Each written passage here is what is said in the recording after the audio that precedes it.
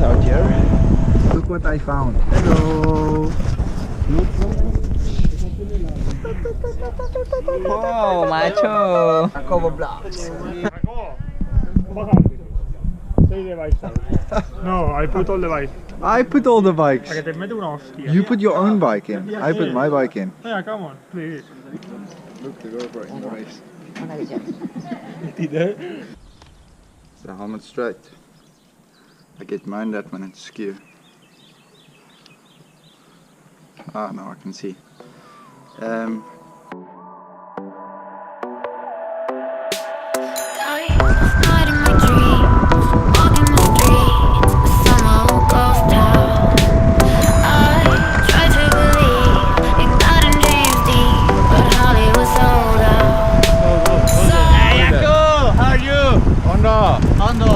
Welcome to Jacobo Vlogs. I walked into the flames, called out your name, but there was no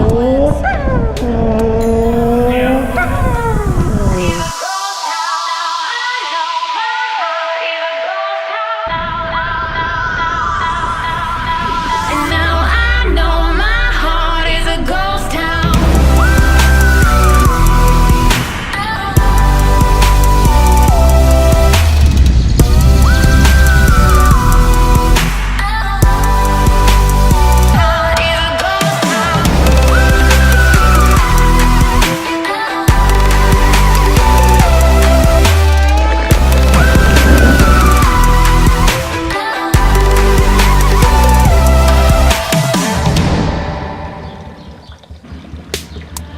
Last night in my dream, all the machines had been disconnected. Time started the wind, and all of my friends had been disaffected. And now I'm searching for trust in a city of rust, a city of vampires. Tonight, Elvis is dead, and everyone is red, and love is a satire. And now I know my heart is a ghost town. Now I know my heart is a ghost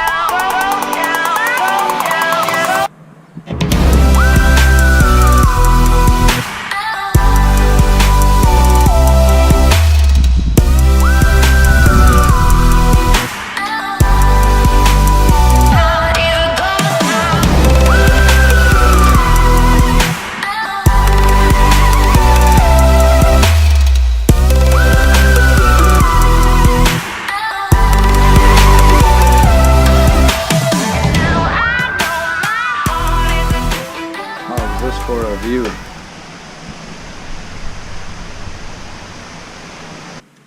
I just got back from washing my bike and I wanted to take you guys along, but when I got there, this little thing was at home. So yeah, tomorrow is a race in Irun. It's a town about an hour's drive from here. It's about 70 kilometers away, I think. Well, or maybe a bit more, I don't know. But it's right on the French border, and I've raced there before in the Bidasoa tour. We'll see how it goes. There's going to be about 2 big hills. The race finishes on a flat, but there's a big hill before it, quite a steep one, only 3 kilometers long. I think about average of 12% gradient. And yeah, then after that there's another road race on Sunday in Linz-Gonzaga, which is a town that's also really close to here. That one, we've basically raced that route twice already, but the start is just in a different location. And then after that, I think I have about 3 more races before the Tour of Lyon. Now Lyon is a big tour for me. It's about 5 days long. It's kind of what the whole build-up is towards, and yeah, I really hope to do well at that one. So yeah, everything has to go well now, eating wise and training wise. But yeah, that's kind of what's happening in the next month or so, racing wise. Otherwise there's not anything else really happening. We might go do some training in a different location just for a change of scenery for a bit. Yeah, I've also recently moved to Durango. The reason for that being is it's just closer to some of the main shops, closer to the bike shop, and then also most of the team is based here, so now we do a bit more training together. I can focus a bit more. It's not so much stress about getting on the bus and those kind of things, just to get some food and the practical things. Yeah, I've settled in nicely. Looking forward to the next, I think it's about 3 more months left until September or so. Yeah, and then back to South Africa in October. And then I have some exciting news to tell you, but I think I'll let you guys wait a bit more for that. Because, yeah, when I get back to South Africa in October, there's something quite interesting that I'm gonna attempt and do. So, yeah, don't worry guys, it's not Everesting. I'll give that a skip for now. I think it will mess up a bit too much with the racing and all of those kind of things. So, yeah, let's get this vlog back on the road, and I'll take you guys along on all the journeys and a bit more insight as to what I do and everything now that the lifestyle is a bit more relaxed, and we'll see ya. Ciao. Obviously, this will not be the last video until I tell you what I'm doing in September, well, October. Next, after this, I'm going to show you guys what I basically pack in my bag for a normal one-day race. Just like all the extra things that I do, and then tomorrow morning, well, it will be part of this video. I'll just show you guys what I have for breakfast and what generally works for me, and then I'll take you through the day's steps as the day goes on, and then yeah, hopefully you'll enjoy this video and you can give it a thumbs up and subscribe afterwards. So yeah, let's go.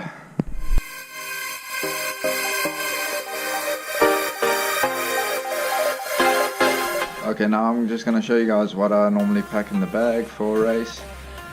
Here the weather, you don't really depend on the weather app because it's just generally wrong. So you kind of have to pack for all types of weather, which sometimes makes it difficult, but by this time I've got the hang of it. Okay, so basically this is just like an undershirt. This one's made by Veorra. This one's actually quite old, about 3 years old, but generally these kind of things last. This is just a wind jammer, basically to keep your chest warm. And this is a long sleeve jersey, obviously when it's really cold or after the stage, if it's been raining or something like that. This is a team casual shirt that we'll obviously wear before and after the race when we get changed. These are some long pants or trousers or whatever you want to call them, some short trousers. These are basically my, well, this is basically my skin suit. One piece, so the chamois and the shirt is all one piece. A small little what do you call these caps? Well, whatever this cap is called, a cap. 2 pairs of glasses, one for if it's raining and one for sunny weather. Racing socks for afterwards. Knee warmers, these often come in really handy. Team gloves, underpants, smell well. Now you might probably be wondering what this is. Well, you can't smell it now, but these are just to pop them into your cycling shoes. Generally I normally have 2 with me, or just into the bag, especially when the kit's sweaty and everything. It just helps to keep everything smelling a bit more fresh. And then obviously just a plastic bag. This plastic bag is to pop in the wet kit or the dirty kit. And this is a towel. This is a fairly large one, well, extra large. Folds up really nice and small even when it's wet. And it dries really quickly. Team shorts, and obviously just a team racing shirt. The reason I pack 2 different sets of kit, like the skin suit is a bit warmer, so if it's raining I'll generally prefer that one. If it's hot I prefer this one because it's a really thin material all over the front and the back. And this is like almost like Castelli's Gabba. It's also a short sleeve jersey, but it's waterproof and really nice and warm to keep you from getting sick. Just a helmet bag to keep the helmet nice and good looking, always not scratching it or anything like that. And then the shoes, these are from Catlike. They're called the Catlike Whispers. I don't know how you'll see them in this video, but they are basically full matte black. The team's running on Look pedals, so we've got the Look Keo or whatever pedals on there. I'm not really a fan of them, but all our spare bikes have them on, so I've had to switch to them for this year. And then obviously the helmet we use is the Catlike Cloud. This one you can change the top piece out for a solid piece, especially when it's colder. And then obviously just quite a nice retention and airflow inside there as well. The only other thing I can think of would be my... what else do I pack in? Yeah, nothing really. Velo toes for if it's really raining, just to keep the feet warm and dry. Luckily we have spare shoes and those kind of things, and that's in the car as well, so in case I have to ride tomorrow with wet shoes, I don't really have to. I'll just take the spare shoes. But yeah, this is a small race. It's only a 1-day race. Looking forward to it. Feeling good. So yeah, optimistic and positive for this one. So enjoy the video.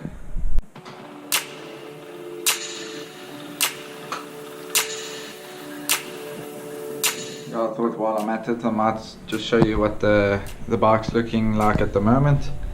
Obviously it's really clean, as we like it always. Basically a 120mm stem on you at the moment. Nice and slammed, as they would say. Just a big spacer in here. And I'm currently running the Tune MIG and Mag hubs with the TSR 2.7. Yeah, they're fairly light, almost about 1.4 kgs. The reason for me racing on them, they're much more stable than the other wheels that we have. They're obviously a bit lighter as well, and I love 23C tires. So for me that's a good combination. And trusty old Cele S&P, still on the dynamic one. Yeah, absolutely loving it. And some smaller details on there. You got a Stages power meter on here, and then the Look Keo classic pedals. They're not really fancy, they're actually pretty heavy. Yeah, otherwise the bike is fully equipped with Ultegra. Nothing special about that.